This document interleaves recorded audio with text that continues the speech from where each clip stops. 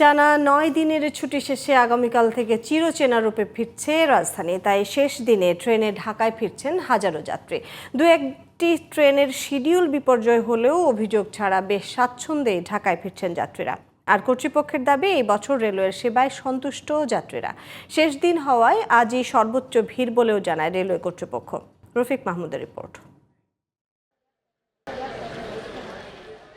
ঈদের ছুটি শেষ, কর্মের তাগিদে এবার ফেরার পালা ইট পাথরের নগরীতে। তাই তো শেকড়ের মায়া পাশ কাটিয়ে রাজধানীতে ফিরছেন হাজারো মানুষ। শেষ দিন হওয়ায় শনিবার ট্রেনে ভিড় ছিল বেশি, ফলে কিছুটা ভোগান্তি পোহাতে হয়েছে বলে জানিয়েছেন যাত্রীদের অনেকে। আজকের অভিজ্ঞতা অনেক খারাপ ছিল।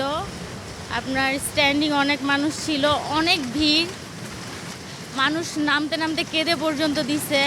বিশেষ করে মহিলাদের জন্য আর কি খারাপ ছিল আর কি। হাত লোক বা পা রাখার জন্য যে জায়গাটা, স্পেসটা, আর নিচের যে পরিষ্কার, এত পরিষ্কার পরিচ্ছন্ন না, মানে একবারে নোংরা অবস্থা। এখনও কিন্তু সেই মন্থর গতিতে ট্রেনটা রয়ে গেছে। ট্রেনটার আরও একটু আধুনিকতা আসলে আমাদের জন্য ভালো হবে। তবে অন্যান্য বারের তুলনায় এবছর ঈদযাত্রা অনেকটাই স্বস্তির ছিল বলে জানিয়েছেন যাত্রীরা। আমার খুব ভালো লেগেছে যে এত বছর পর একেবারেই সঠিক সময়ে, দেখুন একটুও দেরি নাই, 12টার মধ্যে আমি একেবারেই চাঁপাইনবাবগঞ্জ থেকে ঢুকে যাচ্ছি এবং 6টায় ছেড়েছে, 6টায় ছেড়েছে। ট্রেনের যাত্রা অভিজ্ঞতা ভালোই বরাবরই, কারণ আমি সুবর্ণ এক্সপ্রেসে রেগুলার আসা যাওয়াই করি।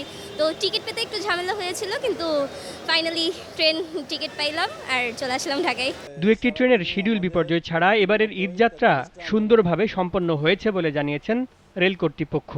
এবার ঈদ যাত্রা ইনশাআল্লাহ আল্লাহর রহমতে অনেক সুন্দরভাবে সম্পন্ন হয়েছে এবং এখনও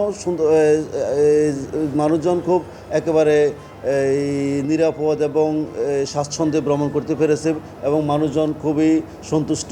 অন্যদিকে আজও ঢাকা ছেড়ে গ্রামে যাচ্ছেন অনেকে। Rafiq Mahmud, GTV news, Dhaka.